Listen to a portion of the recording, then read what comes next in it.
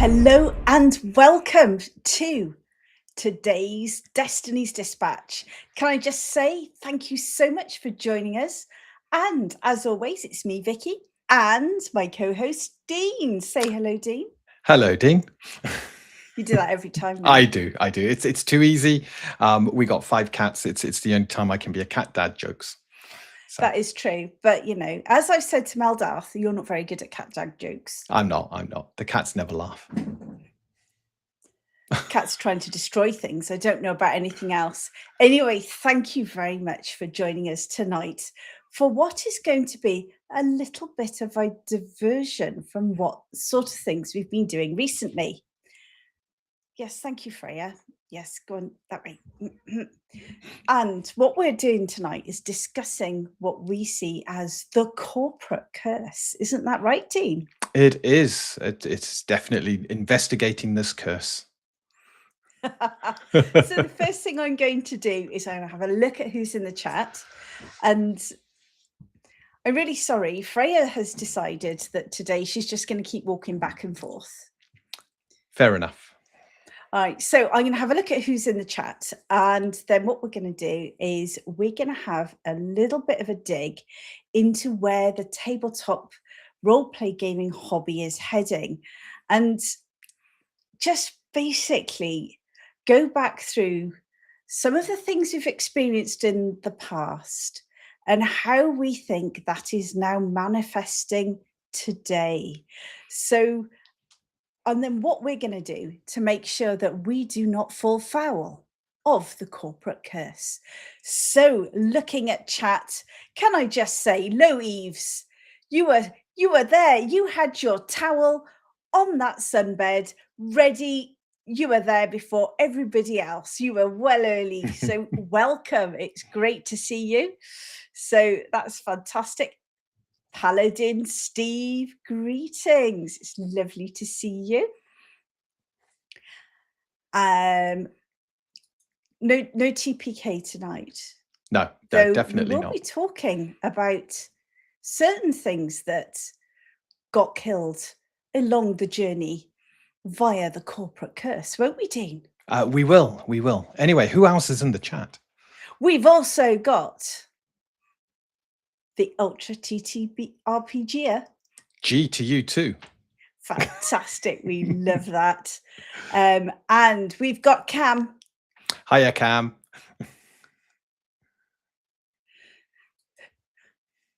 I'm trying to figure out what this was. Was this when Freya walked past?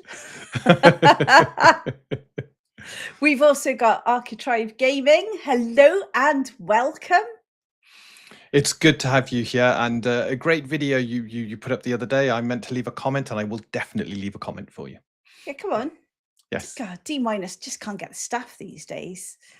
And of course, there's Michael. Michael didn't get his first placement today. Yeah, Low Eves actually got in there fast.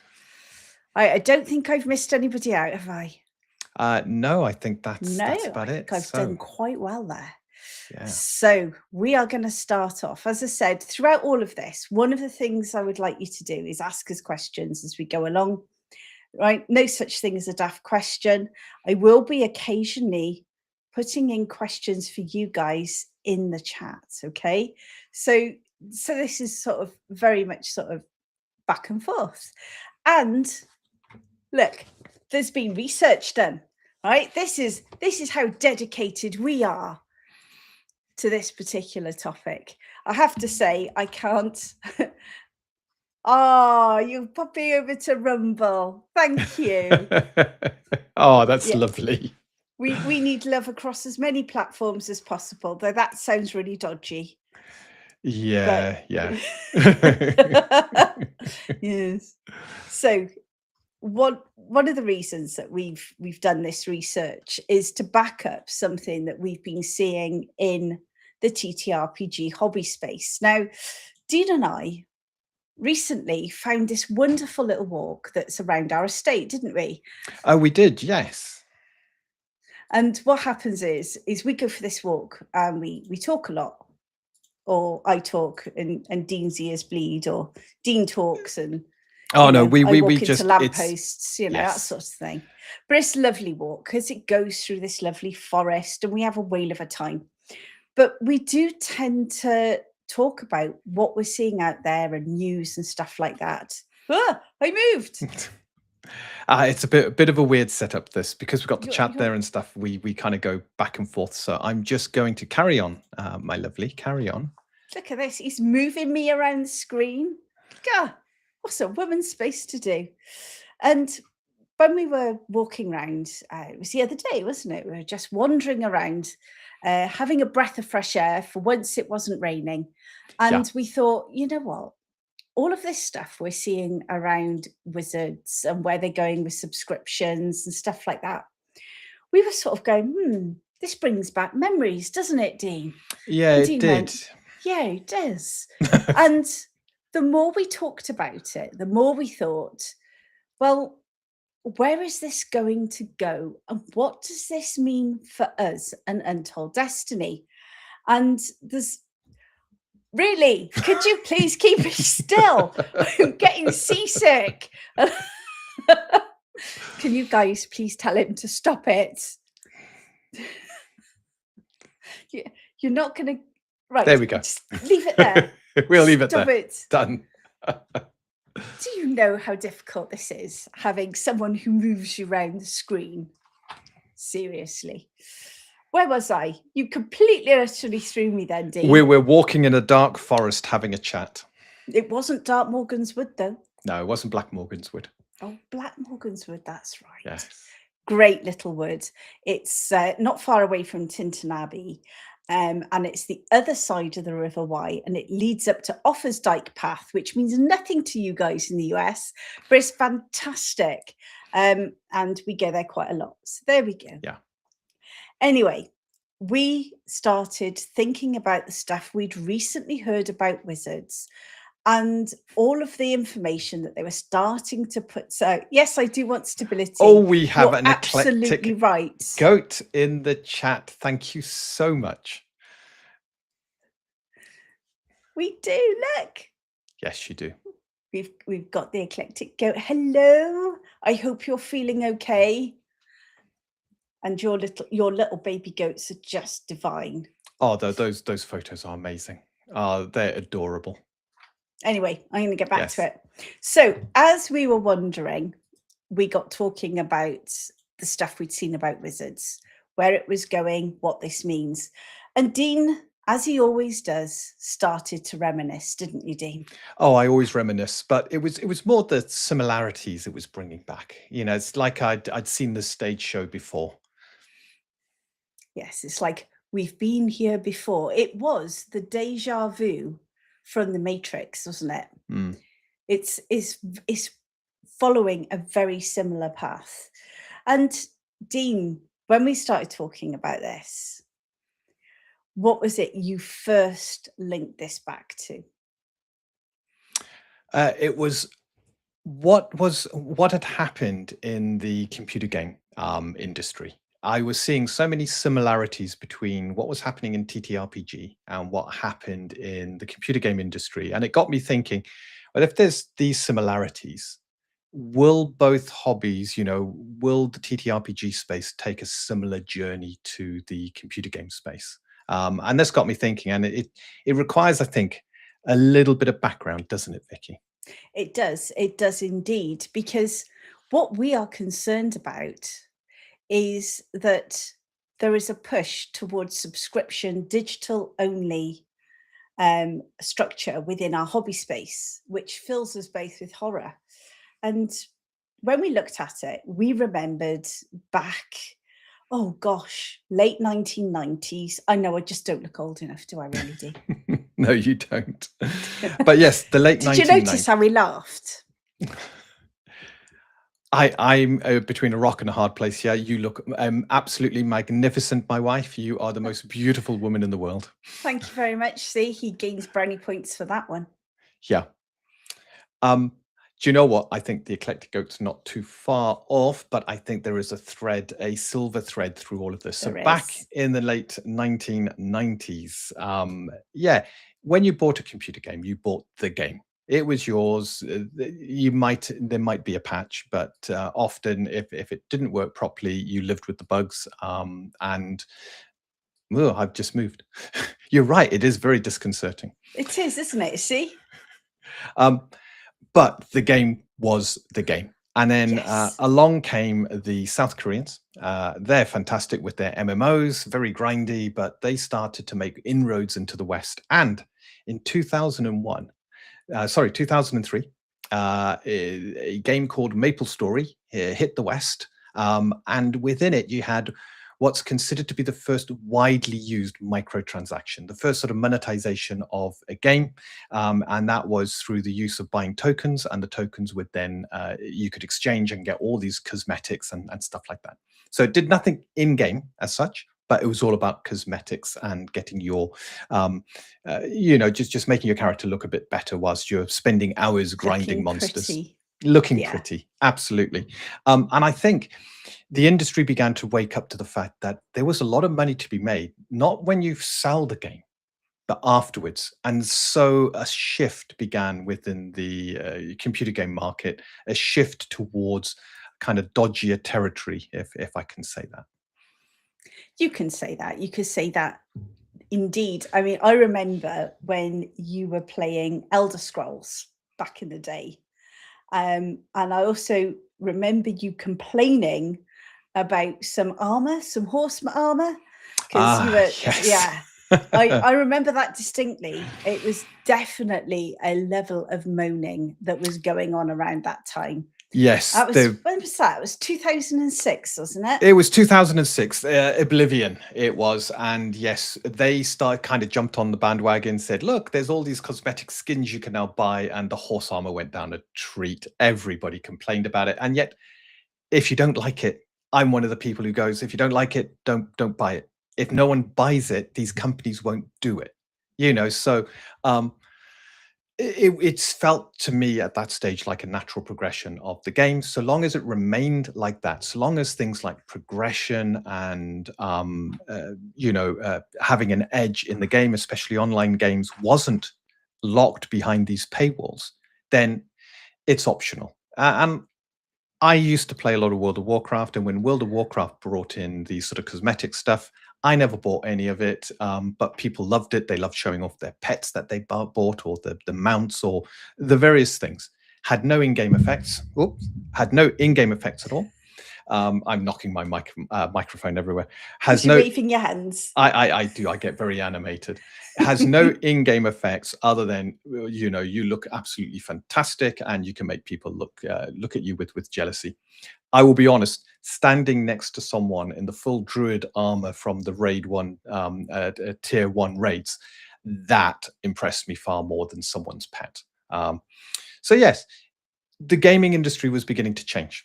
And as I said, so long as it was nothing that affected the game, I was okay with it. However. Oh, yes.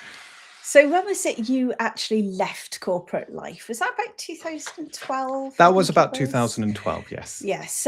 So Dean, in his former life, in the life of a corporate where he used to bully people into taking security training and, rolling out big rollouts in IT and stuff like that. So you left in 2012 to pursue your dream to basically start working on games.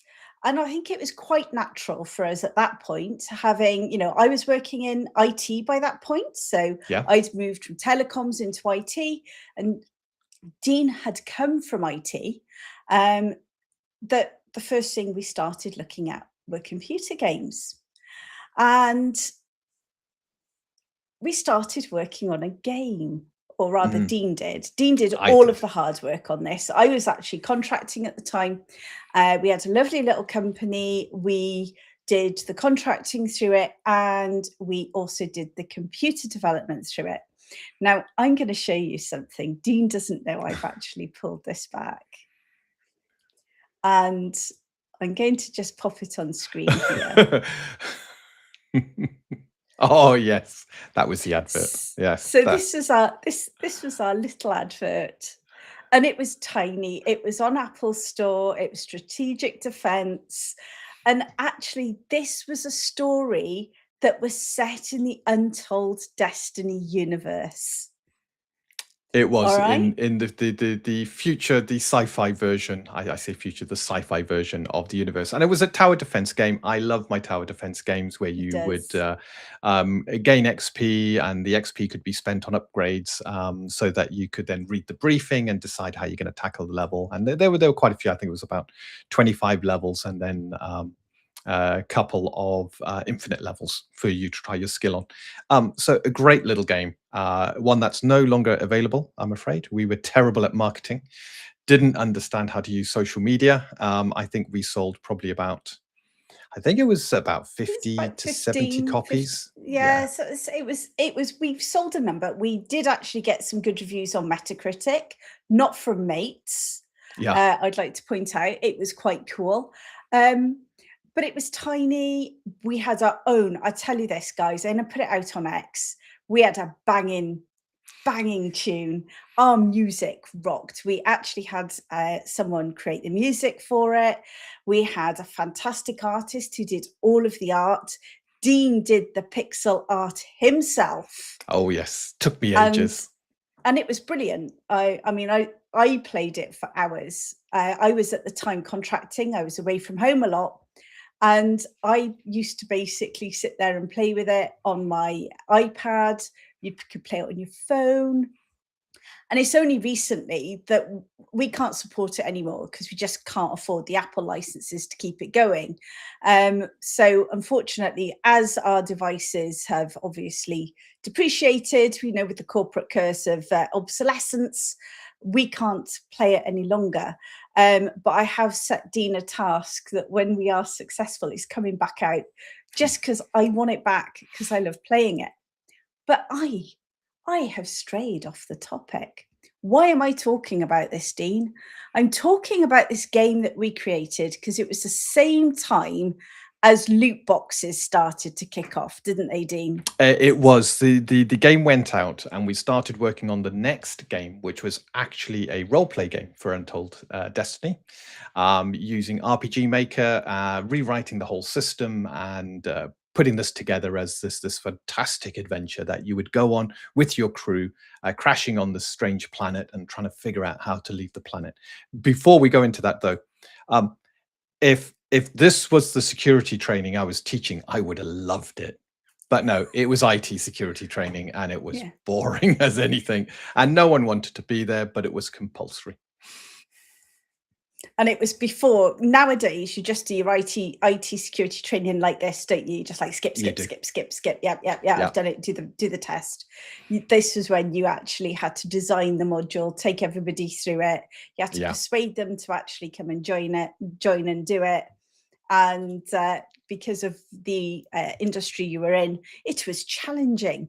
But that was just a tiny part of your role as an IT director, wasn't it, Dean? It was just a tiny part, an irritating part. But coming back to the more interesting things. So we started moving on to the next project. And I was really Yes. excited about this. We had an artist called Gwelshmai who was doing, if you've seen some of our art streams, you would have seen some of his art.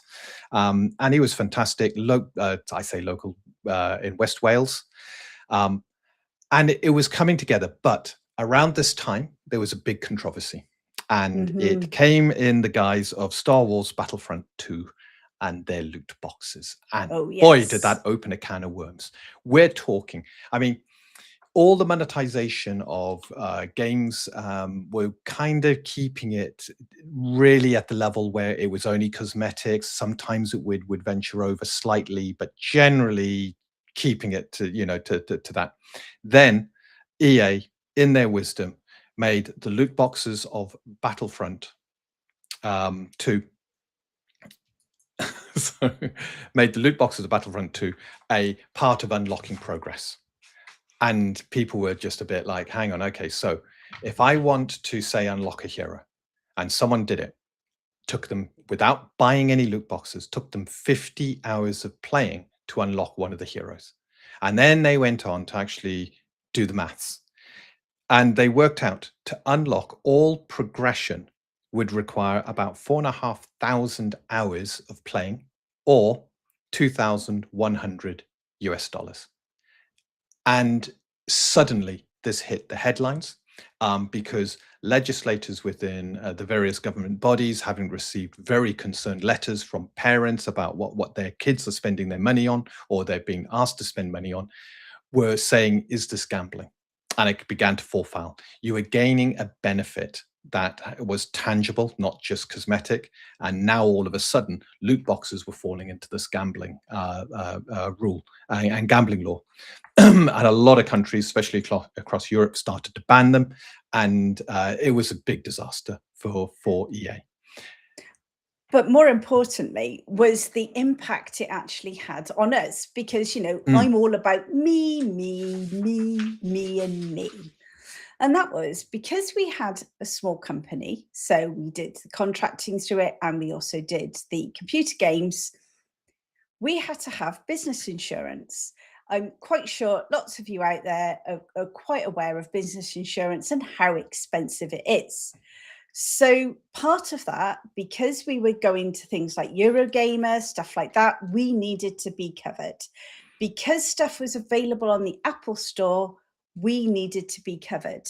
And guess what? Suddenly, we couldn't renew the business insurance. Yeah, basically, because of everything to do with these loot boxes. What did they say, Dean? It was too high a risk. Companies were being sued, and the moment they hear that we're developing something to go on a computer, we fell into that category. Even though we would state categorically we weren't looking at any microtransactions, it didn't matter. We'd entered a high risk when it came to insurers.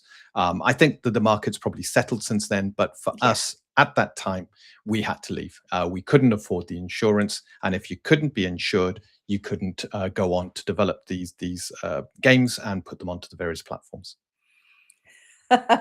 Yes, you trying to take goats to shows. It'd be very similar, because they always say if there's you need your public liability insurance, you need your professional indemnity. If someone sues you saying that it's their IP or that it's their copyright or their whatever, so we had to have these in place.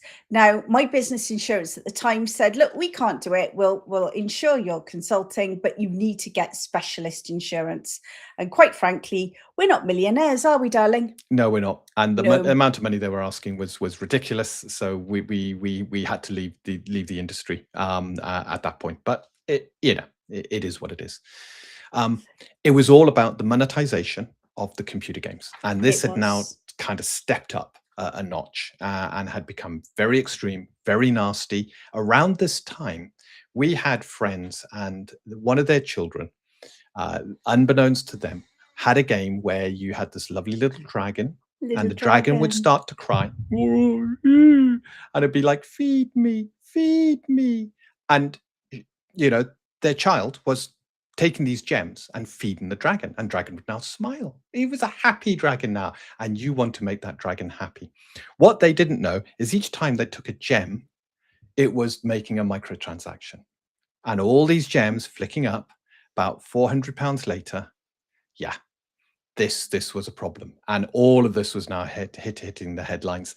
It was the predatory nature of these microtransactions that was causing a lot of problems, it became an industry I wasn't happy developing games in. This was before indie games really began to take off through places like Steam. It was still very difficult to make yourself known, and we're going to come on to that. But we had to leave. We decided at that point that continuing in the computer game market wasn't quite right. And not only that, Dean also at that point had what I'm going to class it as a bout of ill health, which is now, thank God, over with. And you are now tap dancing away, which is great. So things sort of got shelved. You were working on Untold Destiny in the background. It was mainly being fed into our ttrpgs, but it was around that time, wasn't it, that we started seeing a lot more of like the Xbox Game Pass come around. And Dean did a little bit of research into Game Passes, because I honestly thought the first one out, hello Primeval, I honestly thought the first one that was out was Xbox. But it doesn't turn out that that's the case, is it? No. I was using PlayStation Plus for some time, and I really liked it when I found it on the PlayStation. But did you know, as early as 1981, there was a Game Pass for playing computer Game games. Pass. It was Play Cable, and you could subscribe. You had to have an Atari 2600, and it would download a game to that temporarily for you to play as part of your subscription, and then it would have a library of games and stuff like that. Sega Channel back in '94 did something very similar for the which one was it? It was the Sega Genesis, Mega Drive, and you don't hear about these now. I don't think they were as popular at that time. But then you came along to things like the PlayStation Plus. I think you had Game Tap as well, did something. But with PlayStation, the Game Pass idea began to really take off. EA then did their own early access in 2014, and then Xbox jumped on board with the Game Pass. And when during the whole debacle with scalping of the PS5s, we moved back to Xbox. And I went on the Xbox Game Pass. It wasn't ridiculously priced at that stage. And I loved it because the amount of content you had available was fantastic, and it worked over the Xbox and PC. Then the price started to just go up and up and up, and my love of AAAs went down and down and down for a good reason, which we're going to get to. And at that point, it was unjustifiable. I couldn't pay that much money per month for the games I was getting access to. Yeah. So why did it become? Yeah. When you have a look at all of this, there's one thing it was leading to. You look at it, Game Passes, you look at everything we've just talked about. It was all about increasing the money that these corporations are getting. And this is what I mean about the corporate curse. It's not just about getting a fair price for what you've built. It is basically dragging as much money out of the consumer as possible, whether you want to part with it or not. So this actually led to a couple of massive failures in the industry, didn't it, Dean? A couple. We started to see AAAs focusing on the AAAs. Bearing in mind, these are big corporate entities. They have huge teams. There's a lot of money. And games started to fail. And this is why we just asked the question, if you can think of any games, the big games that have failed recently, let us know in the chat. But I will start it. We've had the Saints Row. Yes, Saints Row was one of the games that absolutely failed and took the studio down with them, because these games cost hundreds of millions to make through the AAAs. It's a ridiculous amount of money. So if they don't get their money back, they're in trouble. And debtors have to be paid. And if they can't pay those debtors, the easiest thing they can do is shut down the company, not pay any outstanding bills to artists and other freelancers, and walk away with what little money they potentially have. But there is a lot of games that failed, and I'm just going to pick on some of the more prominent ones from recent. Assassin's Creed Shadows. And I'm not going into the reasons why, but it was a big failure. What was the other one? The Dragons. Sorry? No, sorry, Dragon Age, the Veil Guard. The Veil Guard, which again, huge failure. We've got Star Wars Outlaws. We got Dragon's Dogma 2 because of the monetization that they put into it, which was heavily monetized. Homeworld 3 just seemed to flop around and not do much. It didn't have the essence of the first and second games, and it didn't offer anything new to pull you in. There are a lot of games, and AAA companies were beginning to fail and beginning to fall short. The corporate curse, I think, was really striking the games industry. And you're right. BioWare is teetering, isn't it? In the way I would see it, I could be completely wrong. Do not take this as advice as whether to invest or whatever. But they're not looking so good. They're not. And sorry, Henny. But what has this led to, Dean? Well, it has led to one very big thing. that has happened over the past 5 to 10 years. And that is because AAAs are tied into huge budgets. They have massive teams. It takes a long time to do their games. They have huge staffing requirements, a lot of marketing. Dare I say it, they have HR teams. And those HR teams put a lot of demand on the company in the way that they should be operating.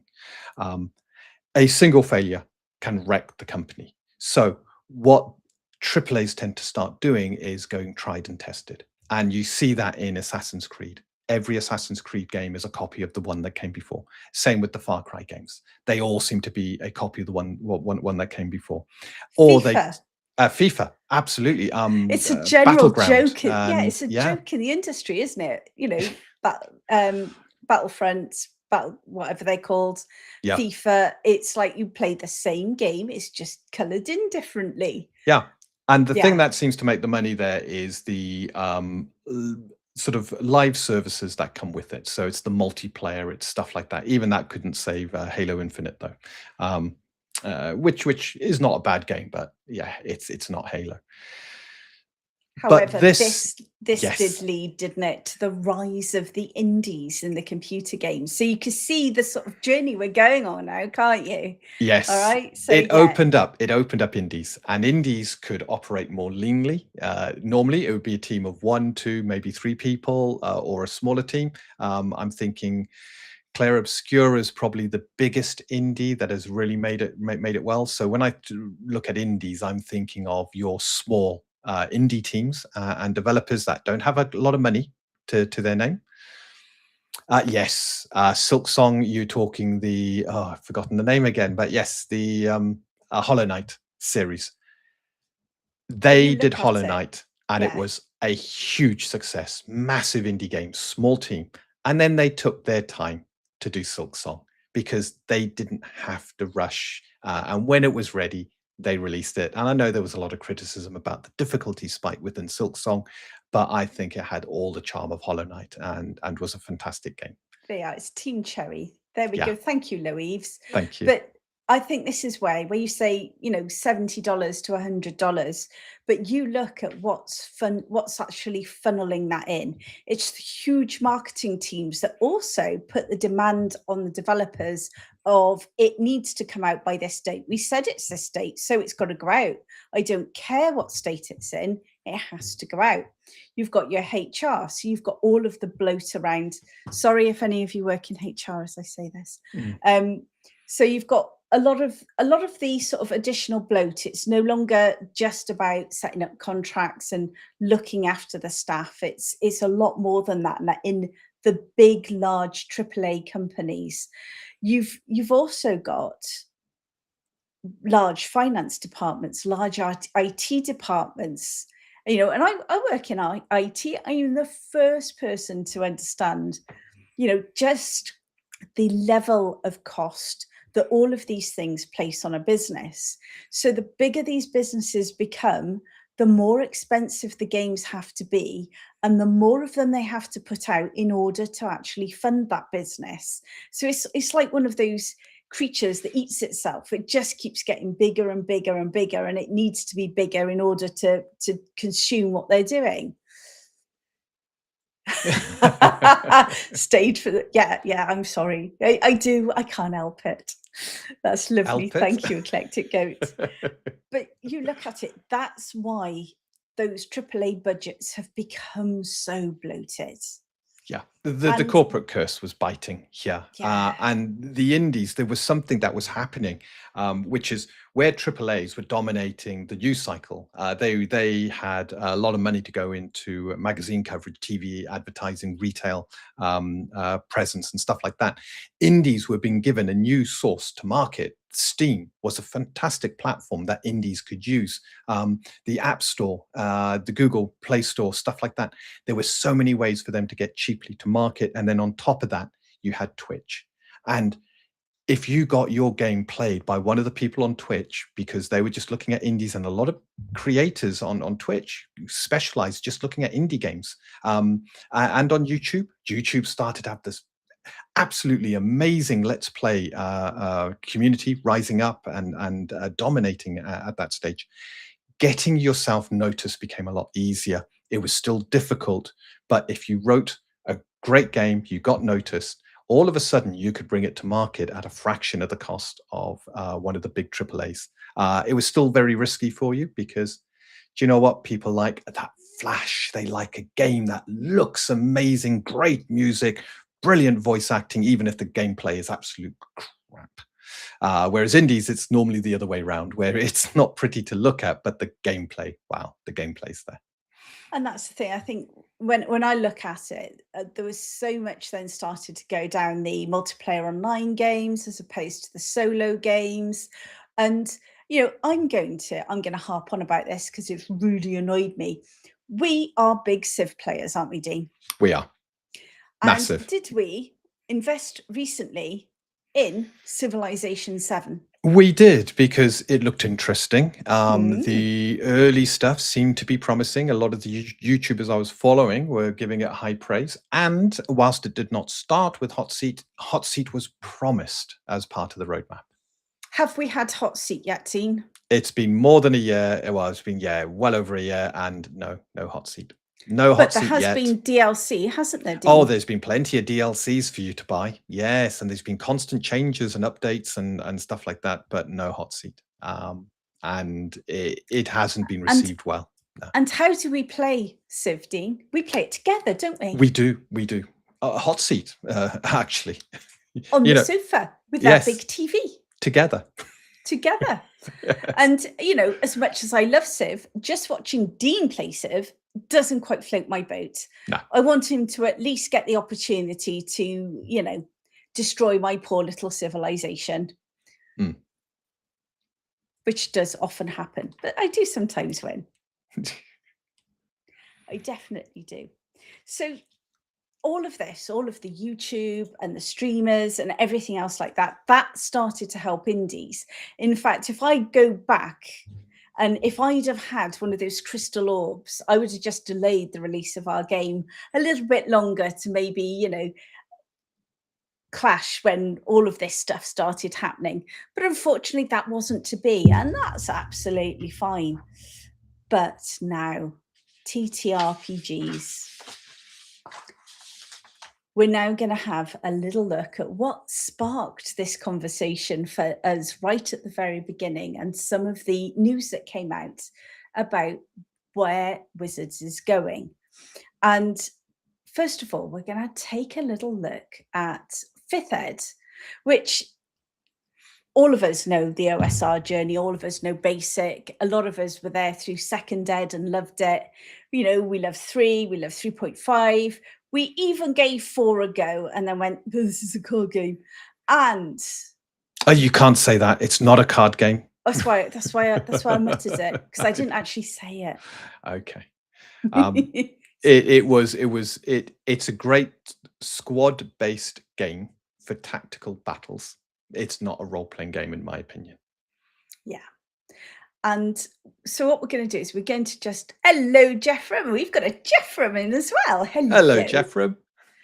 I'm just going to highlight this here. Publishing an unedited, I'm editing at the moment, sloppy game that they charge for is just going to drive people away from the indies. I absolutely agree with that. It's one of the reasons that we will not release something until we are happy with it, which is unfortunately means that we have been delayed on multiple occasions and we haven't got it out the door yet. Sorry. But when we do get it out the door, it's going to be something we're proud of. We haven't got a large marketing department breathing down our necks saying, well, you promised it on this date. Yeah. And that's one of the reasons why we believe in staying lean and we believe in what we're doing is the right way. Put something out there that's actually decent. And I'm really scared that Eclectic Goat's going to mark all my editing and go, that's terrible. Yeah, probably. Probably. So you're going to just quickly give us a little overview of what happened with 5e and some of the sort of dates as we're starting to get into what's happening with around Wizards. Yeah. And then we're going to sort of start talking about what this actually means for us. So yes, Wizards, I think 5e was the last attempt to make something of D&D, and Yeah. they even admitted it at the time. 4e was an utter disaster, and they realized one of the big mistakes they made. They were putting too much stuff out. 3.5, we just couldn't keep up with the sheer number of No, books, couldn't. and every month you would have not one book on some months, but two, maybe even three books on a month, and it was just a constant barrage of source materials, of extra books, of splat books, of campaign options, and it was just never ending. And if you had a power game at the table, they'd be loving it because they'd pick up the latest splat book, and it would be like, I want to play this, I want to play that, I want to play the other.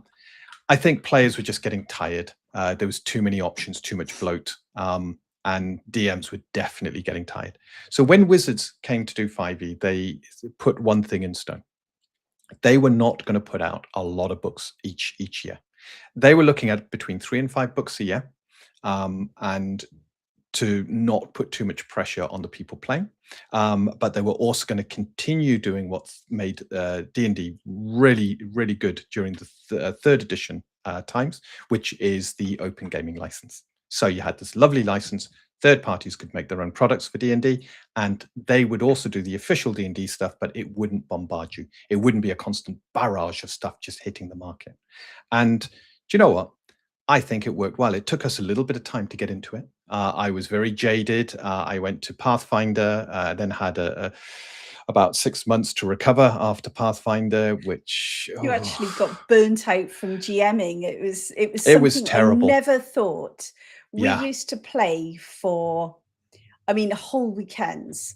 We, even when we were working, we would start first thing in the morning and we would play till like 9 o'clock at night, and it never bothered us. We went to Pathfinder and it half killed you.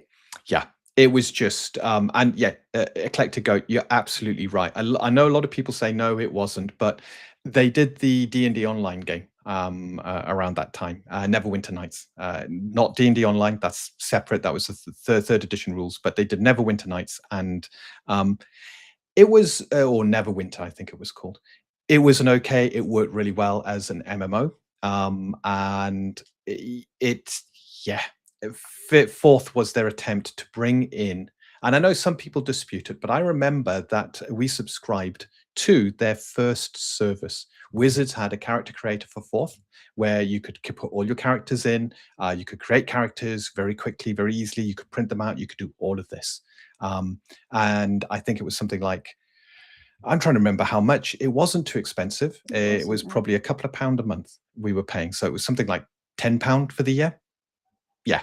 And it was Wizards' first foray into providing this online service. However, with fourth collapsing, yeah, it obviously didn't go anywhere, and they pared everything back to do that one last shot with fifth edition. And yeah, it seemed to work to begin with. It did indeed. And it was a nice thing, wasn't it, Dean? It was restrained, we could cope with it.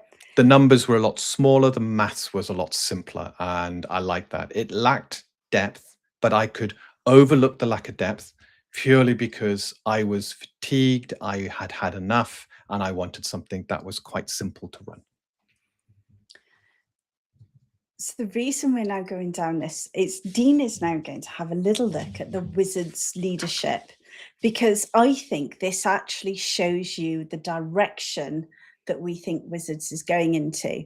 And then from there, we're going to have a little chat about what we think this actually means for our wonderful hobby, and more importantly, what this means for us with doing Untold Destiny. What sort of things are we doing to avoid the corporate curse?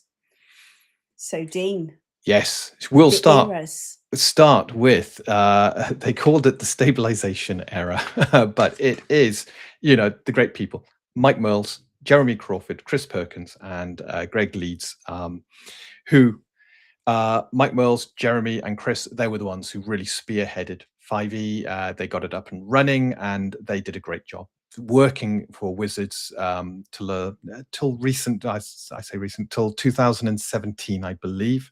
And they were doing a good job, and they got 5e off the ground, and got it moving. I think some of them have only recently just left Wizards. Yeah, it wasn't long ago, was It it? wasn't long ago. However, as good a job as they did, Wizards decided to bring in someone else, and this was about 2017. And this was the start of the change in direction. And It that guy was. was Chris Cox. Chris comes from a gaming background. He talks about the campaigns he runs, he DMs, so it should be a good fit. But Chris also comes from Microsoft, where he deals with, I believe it was the OEM side of the business. He Yeah. did some stuff on Xbox, which was all about working with creators, bringing their creations, and working with Halo and stuff like that. So It was he had Halo and Fable, wasn't it? it was Halo and Fable, yes. So he was all about strategizing the best way of getting money out of those franchises, and you know, turning something digital into something that has a much bigger presence and a much bigger income. So you could now see that under his guidance, Wizards started to expand what they wanted to do in the way of growth.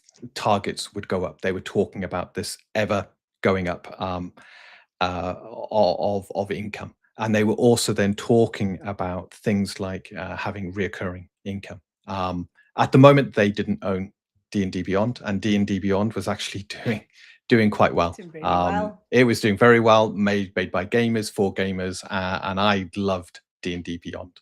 And Hasbro also began to realize, hang on, we could be sitting on a cash cow here. This looks good, and I think it's because, and this is my speculation, but you have someone coming from Microsoft, from Xbox, and everything I've just described, if you take that and think it can be applied to the TTRPG market, then you're now thinking, we need to have cosmetics people can buy. Well, what if we create a VTT? And they tried to do that, Sigil. What if we have a subscription service? What if we start to package things in a way that we can sell not just one product, but lots of smaller products? And we can sell a book, but then have add-ons to that book. Or we can provide a service that if you subscribe to, you get everything. But the moment you stop subscribing, we take it away from you. And I think this is probably the start of when Wizards were shifting their strategic direction. And we see that when it so what they called that era was the mainstream explosion era, because Critical Role was taking off. We were Yes. heading into we were heading into those dreaded lockdowns, but D&D was on the rise. Stranger Things was talking about it. Critical Role. Yep, it was great. It was great, and things like everybody was Geek and positive. Sundry. So Yeah. you had an awful lot of stuff out there at the time that was basically driving geek culture. We were no longer the outsiders. We were actually popular, which was a Yeah. bit weird for most of us geeks. It is. Very, very weird. But Yeah. you could actually see this mainstream explosion era. It was all about the digital growth. It was all about expanding the monetization opportunities and the brand recognition, the brand strategy. All of this started tying together. And what did that lead to, Dean? What did it lead to indeed? Well, they call the next era of Wizards the corporate expansion era, and this is when Cynthia Williams became president of Wizard of the Coast, and she, again, Microsoft Gaming, Xbox, Amazon background, all about delivering digital services, utilizing Very and commercial expanding. backgrounds. Yeah. Very commercial, all about commercial growth. Yeah. And I think that's key here, the words commercial growth.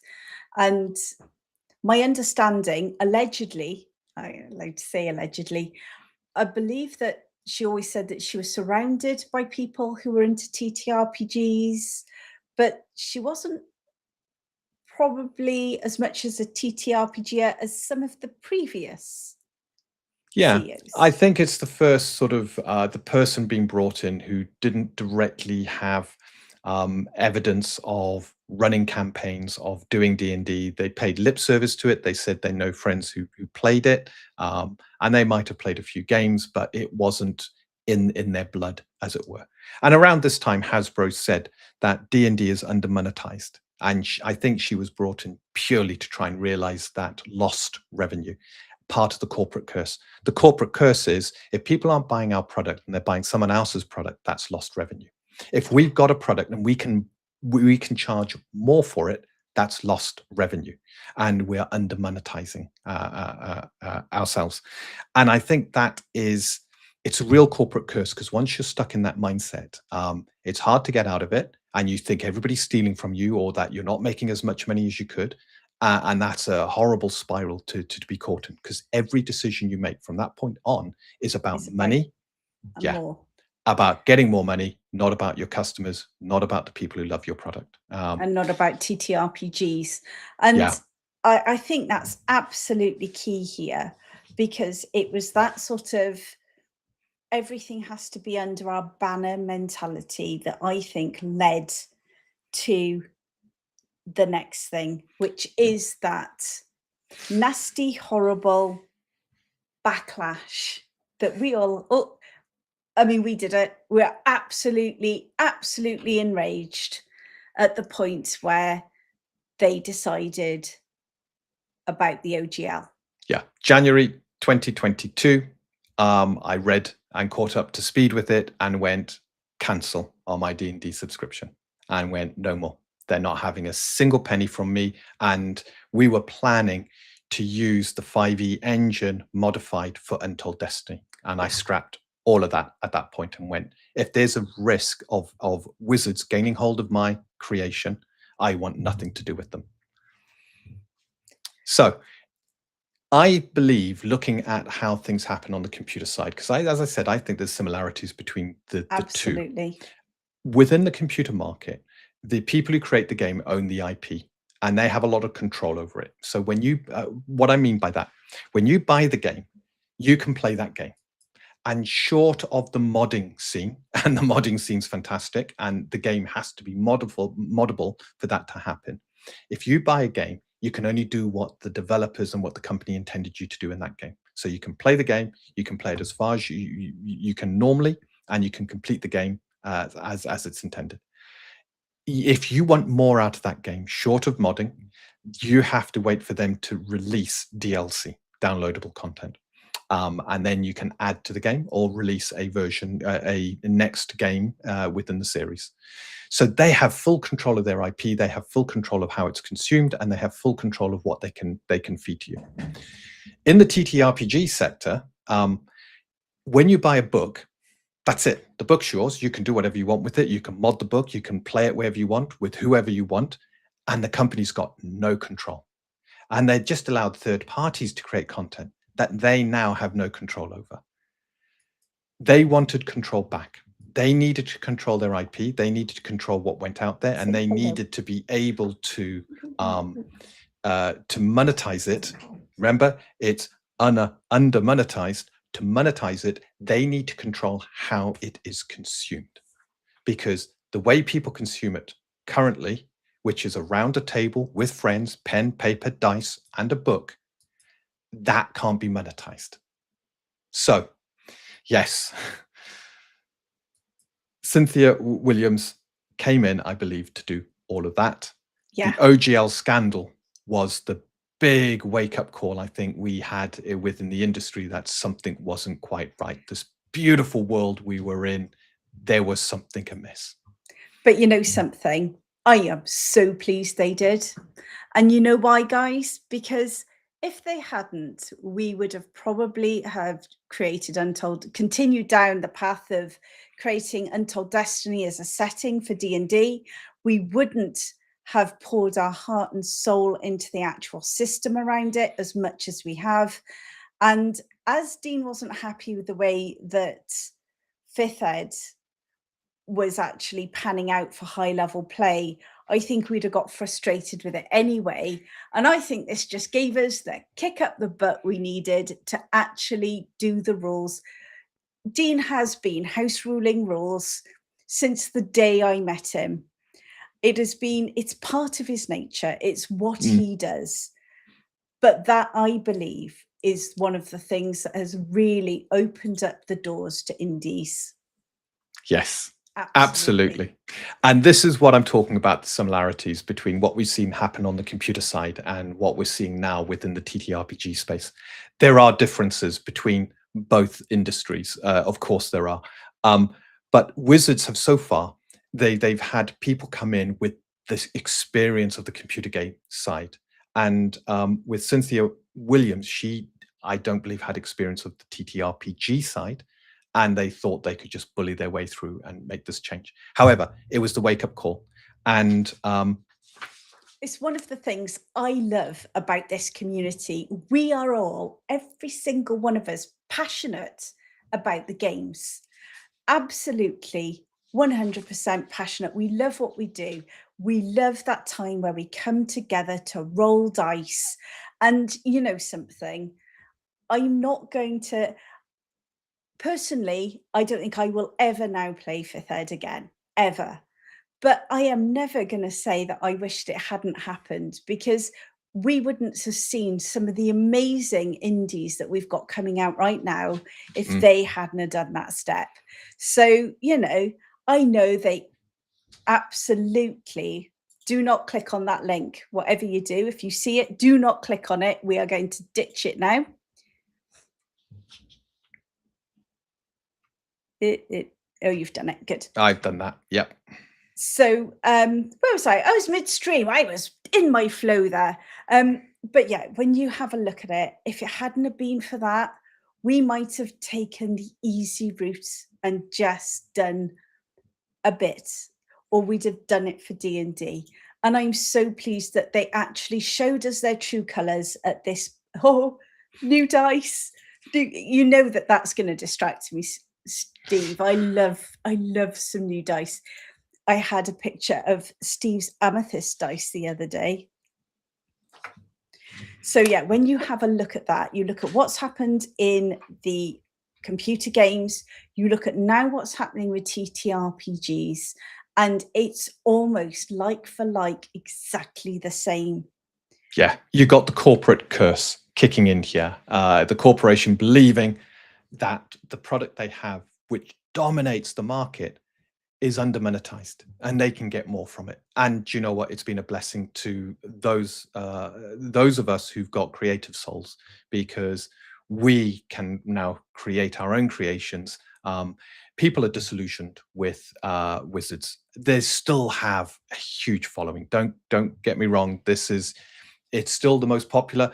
Vicky even wrote an article about D&D. Yes. Do you want to explain your article? Yeah, I'm going to actually have to publish it. But basically, one of the things we're all on various different social media platforms. And one of the things that annoys me is the fact, and we're doing it today, we're mentioning D&D, they get so much free marketing. You know, I'm there scraping together my 50 quid, you know, advertising budget, and they get streamers, they get YouTubers, you know, even like us today, you get so many people talking about them, posting about them. What is it they say? No such thing as bad publicity. And they get loads of this free publicity. And I was having a chat with somebody online. I said, well, can't you say TTRPG instead of D&D? Oh, well, everyone knows that when I say D&D, I'm talking about all role-playing games. And that got me thinking. So did you know, this is really going to show my nerdy side now. 1908, right, was when Henry Hoover, right, he created the Hoover. In the 1920s, he came over here to the UK, so it was released. Oh, they do. The algorithm loves those magic letters. Absolutely. Yeah. So 1920, Hoover came along to the UK. And guess what? We lapped up the Hoover. We loved the Hoover in the UK.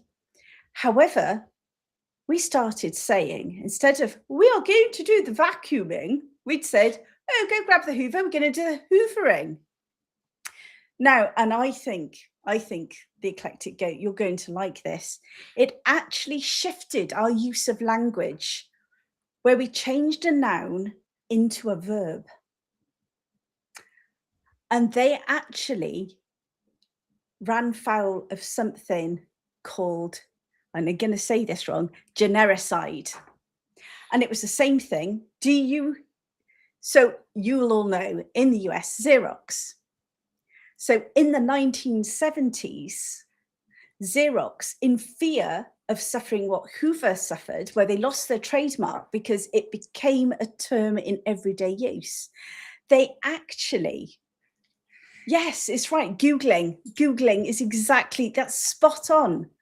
Yeah, so Xerox, it actually did a massive, great big campaign to stop people saying, I'm going to go and Xerox this, and pushing out photocopying, because they were so fearful that they would also lose their, yes, thank you very much, that they would actually lose their trademark.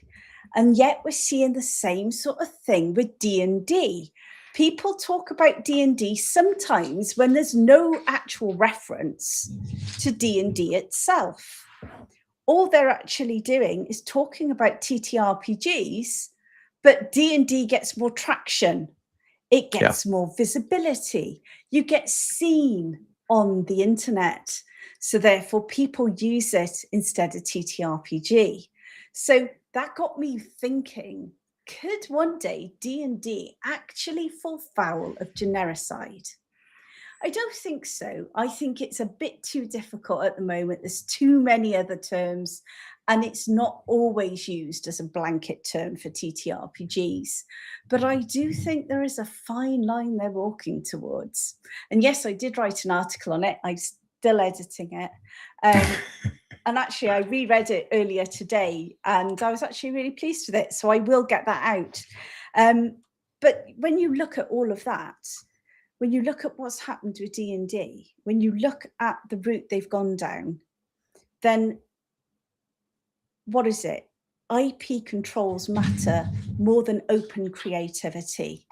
And that leads us really nicely on to a little bit about what we believe we need to do as Untold Destiny. Now, we can talk about subscription services a little bit first, if you want to, Dee. Well, this is where Wizards, and this is why we were talking about this to begin with. Wizards are looking to, when they acquired D&D Beyond? D&D Beyond back in 2022, 146 million. 146 million. Can you imagine that? 146 million. You and your mates decide, you know what? Let's create a website where people can create D&D characters, and then we'll create in a way that we can sell books from Wizards, and we'll have a chat with them and agree terms. And wow, we grow in popularity, and then we're just going to sell it for 146 million. Fantastic. Do you know what?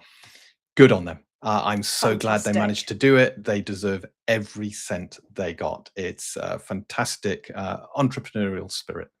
But when Wizards took control of D&D Beyond, purchased it, a couple of years after, so this was during Cynthia Williams' reign, she resigned a couple of years after that because people were turning against Wizards. And a guy called John Haidt is now president of Wizards of the Coast.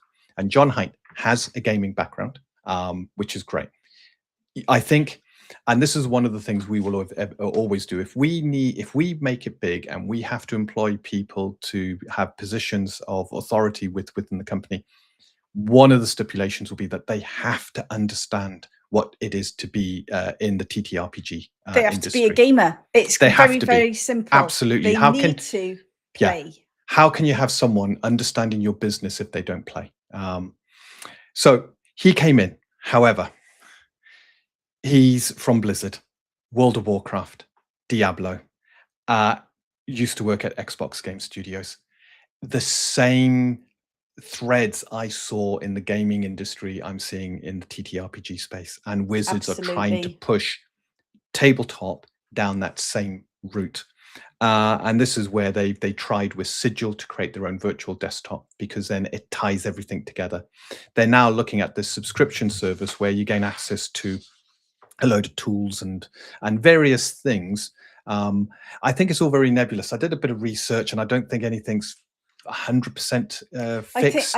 I think after the pushback, so you look at it, was it? They spent that 146 million in was it 2022? Yeah. And it was literally just after that the OGL thing hit, wasn't it?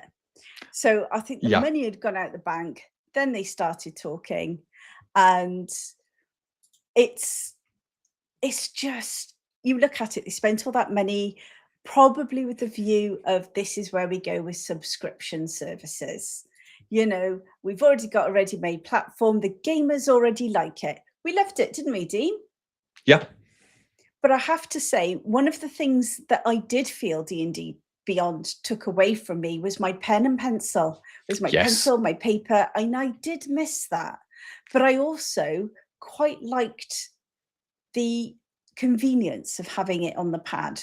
And I also think that we had a youngster, he'd kill me if he knew I was referring to him as a youngster, at the table. And you know, there's no way, when we all ditched the subscription to D&D Beyond, he kept his. He would not move back to paper. I rolled out paper character sheets, and you know, it was a breath of fresh air. It was nice to have that paper, but he refused. He stayed on D&D Beyond. Yeah, totally. So there was one person with an iPad. The rest of us were back with paper and pen. And you know something, I realised that I'd actually been missing that aesthetic of using that pencil, the paper, the rubbing it. It was wonderful. Yeah. But it was amazing how the youngster wouldn't transfer. And I think that's one of the things that Wizard was actually relying on. People had liked D&D Beyond, and they felt they had a captive audience. And in their world, it would make sense for us just to migrate along with them down this subscription path, wouldn't they, Dean? Yeah. It's and it's been, I think, I'm trying to remember who mentioned it. I think a couple of you have in the chat, which is it's Wizards trying to make D&D a computer game. And it never will be, because there's a lot of people who do tabletop role play who don't play computer games. There's a lot of people who play computer games who don't do tabletop. Even when it comes to something like Baldur's Gate 3. Very hugely popular game, but I guarantee they're going to be people who love the computer game who will not get round a table and actually play the tabletop version. And then there will be people who play the tabletop version, D&D, and will never play Baldur's Gate 3. So I love tabletop. I love certain computer games, but I've never wanted. I think I played Neverwinter Nights. Neverwinter, was it, for a while? No, it's okay. And yeah, I like the interaction around the table. I like rolling dice. And that's one of the reasons I actually struggle with VTTs, because it takes away the aesthetics of the game. I like feeling the dice in my hand. I know Steve will feel the same as me on this. I actually own quite a few gem dice. I like the way they feel. I like the way they roll. I like the sound they make. No matter how hard Roll20 and all of the other VTTs try, they will never be able to match that feeling of that dice hitting the table, that sound, the roll, and that 20. I'm really sorry, but they just won't. But I think maybe for the younger generation, they haven't got that attachment. I might be wrong. I'd love to be proven wrong. But yeah, that's my view. And I think that's why Wizards are going down the path they're going with the subscriptions. It's not meant for me. I'm too old.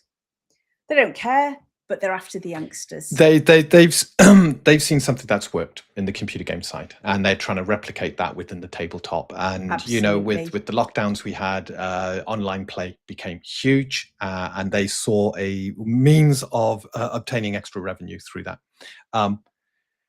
But it has opened up something, which is independents now have a bit more of an audience. There are a lot of corporate large publishers, and you know, off the top of my head, you obviously have D&D, Paizo, Chaosium, Modifius, Free League, and Darrington Press, to name a few. And one thing I started to note, and this is going back when all the artwork hit the scene, and people were starting to look at artwork a bit more. All these big people, their artwork's beginning to look the same sort of pastel colors, the same sort of cartoony design, the same sort of, it's all becoming homogenized. And when you look back at the AAAs in the computer game side, all of their games started to look the same. All of their games started to homogenize. All of their games started to feel very similar to each other, or feel very similar to the one that came before. And But what I'm was the one thing we found out about Paizo when we were doing the research and getting ready for, funnily enough, the Eclectic Goats stream on what is an indie? The people who actually created Paizo came from Wizards of the Coast. yeah, So they actually left when Wizards hived off the magazine, and they left with the magazine and actually took they actually managed to take that with them, and they then got that going. So they had a sort of ready-made audience, if you like. So all of these bigger corporates, they are all interrelated. So the fact they're all starting to look the same, in my view, is meant to be. It feels like that sort of, painting over, everything's the same. Your choice is either this in this pastel color or this in this pastel color.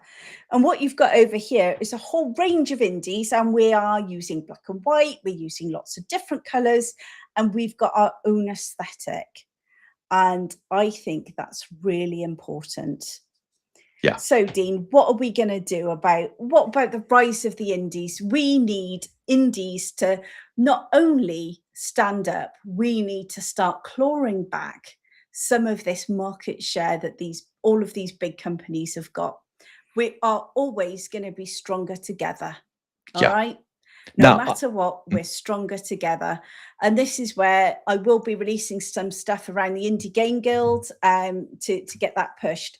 But what are we doing to avoid the corporate curse, Dean? What are we doing? I don't know. What are we doing?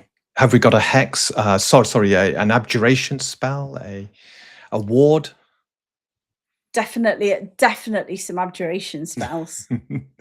I think one of the things you do to avoid the corporate curse is just to make sure you're grounded. No matter how successful you become, you remain grounded, and you realize growth can come at a cost. And we've seen, I forgot who they were, the Kickstarter where they raised how many millions? Oh, it was a lot of millions. But it wasn't as good as the first Kickstarter they did. So they said it wasn't worth actually committing to it, and they cancelled it. Yeah. And I'm there thinking, I would love to do a Kickstarter and raise millions. Yeah. The corporate curse, how do you avoid it? How are we avoiding it? We are going to be doing the following. Get a go. Yeah, you know something? I absolutely mean this. How many years have I been on about, I want to be in the country, I want my own space, and I want goats and ducks? I know. I haven't got it yet. I will do one day. I will do. First things first, we are always going to remain creator-led. We're not in this to suddenly try and just grab a load of money and run. That's not what we're in this for. We're in this in order to develop and to send out our game, which we love. And we are invested in that, and we will stay invested in that. Thank you, George. Thank you very much for stomping all over everything.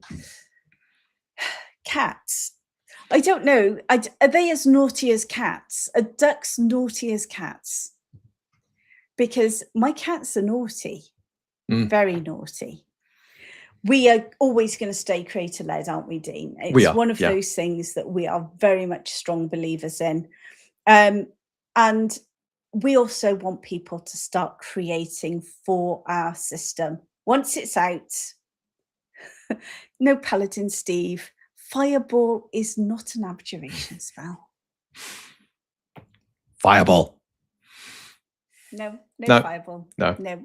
Anyway, back to Creator-led, absolutely. Yes. You see it time and time again. You've got a very successful software company that makes a game. The games makes millions, and they grow too big. And the first thing they do is they say, "We need help because we're developers. So we're going to bring in outside help." And that outside help doesn't understand the gaming industry. They're all about making money, and the corporate curse begins to be set in. And it's one of the things we never want to do is lose control over how the business is run, how the IP is managed, and the direction we go in. And if we need help, that help is carefully selected from people, who understand the industry, who understand the pressures, and who can support rather than overrule you and start moving Support, you in a yeah. different direction. There's a massive difference between support and control. And as I said in an earlier post, that this is about maintaining control. And I think sometimes it's too easy to chase the money signs, the dollar signs, than it is to actually continue chasing your dream, which is we want to have a game that people love, and that is the main focus. And we want other people to be able to create for our system. So whereas you've got the majority of all of the big players saying, well, if you do create your own, but we're not going to help you and stuff like that, we are going to have an absolutely open gaming license. Don't lean away from my mic. I'm getting told off. I'm leaning away from my mic, guys. Sorry. Oh. I'm stood up because my hip hurts when I sit down. Yes, I am old and my hip hurts. What can I say? So what was I talking about? Yes, we're going to have a Creative Commons. We are having a Creative Commons license, which means if you want to create using Untold Destiny system, you can. And that's it. We're going to be releasing all the so because so where we've got stuff that's got a lot of naming conventions for Kaseya, what we're going to do is we will release the bits without those in. So we'll basically give it generic names that you can use, and then go for it. I think that's the main. That's our view on this: is go for it. We're going to always have lean teams. Yeah, I'm looking forward to it too, Jeffrey. I'm also very aware that we're waiting to get it out. We're so close. It should be June. We're working. I would actually say, I don't think we're stopping. I can't hear you. Sorry, I was muted. He's moaning. He's moaning about me leaning away, and then I was so far away, I muted myself.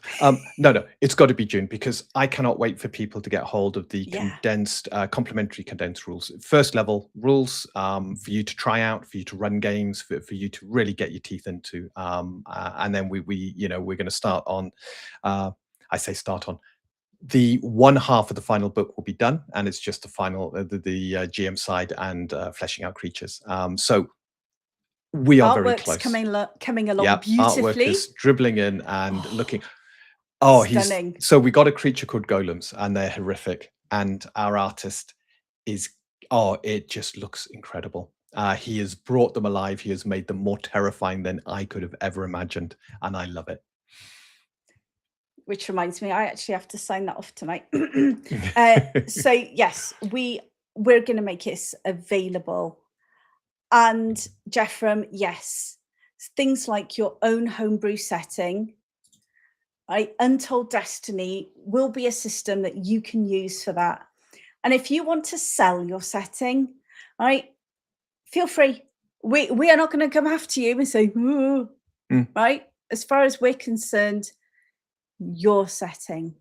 Yeah, and the way the system's designed, it's all very modular based. So any adaptions you want to make that suit your setting, it's very easy to do that. You're not having to rewrite rules or rewrite mechanics because the mechanics are straightforward and they're incredibly versatile. So it's perfect to be used in any setting, and that's the goal.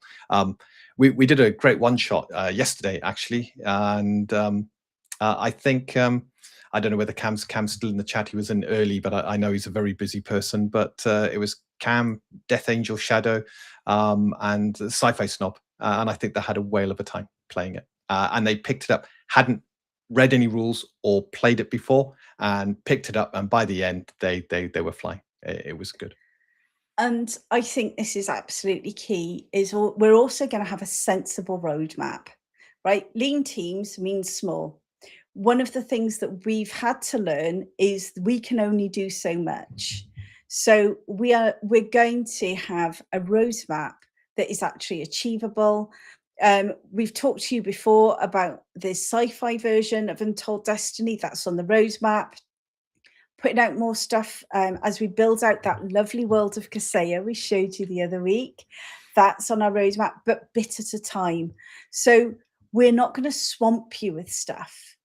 Yeah, it's not going to be a book a month or book every couple of months, or what did we? Whose release schedule did we see? It was Chaosium. Chaosium has just done their UK con, and I believe they've set out their release schedule, and I think they're looking at sort of $4 a month. And I think it's various systems and settings and stuff like that. So it may, but I'm just thinking $4 a month. Geez, that's a lot. That's a lot. And of course, we can see the number of games that are going on out there. One of the other things that we are remaining true to in order to fend off the corporate curse is we are going to be a constant supporter of all of our indie friends. And I love the fact we've got the Toads in the channel because, that's a good question. I'll let Dean answer that one in a second. There we go. I'll read it out to you in a second, Dean. But yes, when you have a look at it, every single approach we're taking is to make sure it's sustainable, is to make sure that we can bring you quality items. And that's why I know I was teasing about my editing before, but I'm really precious about making sure you guys get the best quality product we can possibly get out there. And I want it to be right. I don't want to have it printed and then finding my stupid, grammatical errors. So we are taking our time and trying to do it properly. There are certain things that we may miss, but we are very much dedicated to doing this correctly. It's got to look good. It's got to read well. I'm actually glad. One of the reasons I'm glad we moved away from 5e is, and it's taking me a bit of time to realize high level this. Play for a starter's pack. Well, yeah. Oh, did I say that out loud? It's the word bloat. The word bloat you've got within 5e, the language is, and it was taking me a long time to write stuff because I was trying to do it in a similar language, very unambiguous, etc. And then I got hold of a much simpler worded system, and I fell in love with how the language is done. And this is why the basic edition, it's back to a very straightforward language setting. And the first thing we kind of just talk about is it's about common sense. And if you as a player feel you're twisting the spirit of something you've read, then you are. Stop it. and at the end of the day, it's all about common sense and the GM's word. The GM's decision is final. And it's to reduce that word count down. It's to make it easy to read. We're not going to cater for those power gamers and those rules lawyers that just attempt to twist the wording of something. And I think 5e unfortunately fell into that trap. Right. It did. So I'm going to ask you this question from Jeff from Denkar. How cross-compatible will it be with OSR products? Okay, so that's a difficult one to answer. In that when I sit down and have a look at that, there will probably be a set of rules or guides to convert stuff from one to the other. Some of it is easy. So, for example, we have a parry and dodge defense, which are tied to strength and dexterity. That can convert across, and you lose armor class completely. Instead, armor becomes a mitigation factor, and again, the armor rating can convert across. So I'm thinking of doing a guide on converting OSR to our system or converting our system to OSR. not a straightforward conversion. So this is our tagline: classic roleplay reimagined. So Absolutely. there are a lot of similarities. The stat arrays and stuff like that are very similar, but then some of the core mechanics are very, very different in how we've done them to how OSR does it. So one of them being, there's no Vancian magic. Resources replenish after a combat, so your adventuring day is more natural. Whereas OSR is all about that limited resource that slowly dwindles and reduces your adventuring day. But I will definitely be looking at an OSR sort of compatibility document, including then spells that are quite common in OSR that we don't use, like teleports and heals and stuff like that. And don't forget Ferinor's Feeble Ferry. Absolutely will not forget that. And don't forget the Advanced Edition, which will be the next thing on our roadmap once Basic is out. And we are looking at going to back a kit on 13th of October. So this is where I put my marketing head on, and I'm like, no, we've got to hit the date. We've got to hit the date. But we are very confident about hitting that date for the 13th. As I said, editing's almost there. We'll be getting the rules out for you in June, which will be swiftly followed by the adventure, which we've converted back from our advanced edition into our basic edition. So you'll be getting that this year, and back a kit then on the 13th of October. We've got the landing page out now, but there's nothing special on it. But yes, advanced edition will have his feasible ferry spell, and the eventual Untold Arcana book has his faultless ferry that traverses lava. I doubt Dean will let anything go through clouds. He doesn't do flying. No. Flying is one of those things that can really, unless you've got a mount that flies. I think a character that flies, it circumvents a lot of challenges. It cheapens a lot of aspects of the game. And I always remember one of the problems I always have running a game is when things can fly, because at that point you're dealing with another dynamic, and it's all, things should be based on common sense. And I know you got magic, and magic does fantastical stuff, but if it's too fantastical, if it's world breaking magics, can you imagine if we lived in a world where people could cast fly spells? It would be bedlam out there. Absolute bedlam. Fantastic. It would not. But yes, whilst we're on back here, we are not promoting that at the moment. And no, there is really. a good reason. I'm going to pop. Just go and check it. Yeah, I'm just going to pop it into the thing. And that is because, to show our support of indies, Richard Witters. Richard come on. Witters. We talk to him all the time. I know. He has his Reticus system, and he's down to the last few days. And I've had a look at it. If you love your OSR kind of OSR systems, it has all of that in bundles, in its own little setting. It looks very unique. It looks like it's made with a lot of love and attention. The artwork's beautiful, as you'd expect. And the artwork's beautiful. So we're not doing any of our promotion right now, because we would like the promotion to go to Richard at the moment. Absolutely. He's done some fantastic work here. He has. And I mean, we've been busy cross-promoting it on Facebook and stuff like that. And one of the things I'd say to you all, a lot of us here are creating games and stuff like that. We are not in competition with each other. We can lift each other up.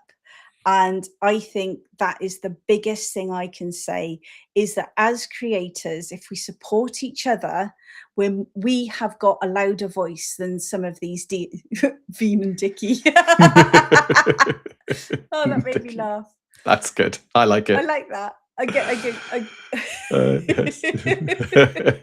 love it. I love it. That's it now. I'm adopting that. I'm going to put my name change to Deepol. But yeah, you can really support each other. We can just grow larger than we actually are just by supporting each other out there. Richard Witters, fantastic system. And if you haven't checked out Michael's advert with his song, Michael, yes, it's great. It's fantastic. So really do check it out. It's well worth it. He's got 3 days, I think, left. He's going for his stretch goals. Come on, guys. 49 hours left. 49. And the Toads beat us to number 1 when we backed him. I know. We got number 2 spot. Number 2. Yes. I reckon But it's again, because I'm old. yeah, when we Buttons, did a double great click. interview with DM Blackwell on dropship, which again sounds fantastic. I love our indie does. spotlights because we get to see and talk to so many interesting people. And he said something so true, which is us indies, it's not a zero-sum game because people will buy more than one game, more than one indie game. So we're not really competing against each other. We're just competing to see who can make the most beautiful, the best game out there, and to entertain people around us. So I want people yeah. playing more, not less. Yeah. I don't want people restricted to any one game. I want them to try things, different worlds, different places. Let's set all of our imaginations on fire by having brilliant games out there. But I Yeah. do agree that one of the things that as indie game creators we've got to do is try and make sure that we've got the quality. Yes. You look at it, I believe that firmly that every one of us can actually produce stuff better than a certain Wizards of the Coast and others. I reckon we can. We haven't got the bloat, but one thing we have that they miss is the passion for our beautiful community and our fantastic hobby. So guys, I want you to embrace that. And as it is now 12:30, I'm just going to say, look, we are determined to make sure that we do not fall foul of the corporate curse. Yes. And I will support every indie I can to make sure that they don't as well. Oh, you've got Hyperborea. Yes, we've done an indie game spotlight for Hyperborea. It looks fantastic. Have we? Yes, we did. I think. Okay. No, I don't think we did. Hyperborea, I believe. Up with... Yes, you are. Yes. Yeah, but I would love to do an indie spotlight for Hyperborea because I believe it's set in the 2nd edition rule set. And it was damsels. No, that's not the one I'm thinking. I'm thinking about the one with the airship. Oh, that wasn't Hyperborea. I can tell you what that is whilst you close us out. Close us out. I close this out as I cannot remember the games. I've got an excuse. It is 12:30 midnight here right now. So, guys, can I just say thank you so much for coming. Dean and I really appreciate it. I know that we actually did something a little bit more of a serious topic for us. We didn't just stick to what's happening with Untold Destiny, but we hope we can give you an insight into how we function, how we've come along our journey to get here, what we've seen, and how we've sort of extrapolated what's going on. Yeah, HR means no safety tools section, absolutely. Yeah, no, we haven't got that. It's we've got one rule, haven't we, Dean? Yes, don't be a dick. You know something? Your microphone keeps cutting out. He said, "Don't be a dick." That is the whole of our. Yeah. Don't be a dick. That's our apply ethos. Common sense. Yeah. That's Etheria. It was Etheria. That was the one I was thinking of. I like it. That was. Do you know what we've done quite a few. That was Tim from Crit Head Gaming. And again, that looked fascinating as well. Yeah. Yeah, we're lucky we have been exposed now to so many different games. And I'm currently scheduling the next 12 months worth of indie game spotlights. I have got so many people lined up, and I'm having to create a spreadsheet, and I'm going to have to create a booking form because it's getting so much to manage. That's how many I've got lined up. I've got enough to cover the next year. And I'm busy scheduling right now. Absolutely. Yes. I'll let you click that. Absolutely, Eclectic Goat. That is exactly our rules. And I actually think that's absolutely key around the table. Too many. What topic what do you want us to come and talk to you about? Oh, yeah. We will. We're I like that when you were talking about anything. on X earlier. I said, "Oh, I'll do that one." What was it?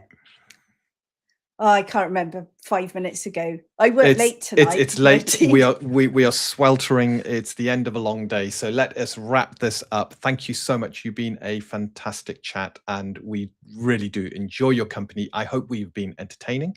I hope I believe we're heading into a new era on TTRPGs, and I hope I hope us indies followed the same route that has happened in computer games, where we've got routes to market now, and all we need is that massive support structure to help us, explode onto the market. And those of us who make great creations, good quality products, can get noticed. And yeah, we're here to support each other. Absolutely, Yeah. we are. And with that, yes, absolutely. I'll reach out to you, and we will get that sorted. Thank you guys from the bottom of our hearts. We love the fact you're here. And with that, it's good night from me. And it's good night from her. Night night. Night night. Buttons, double click.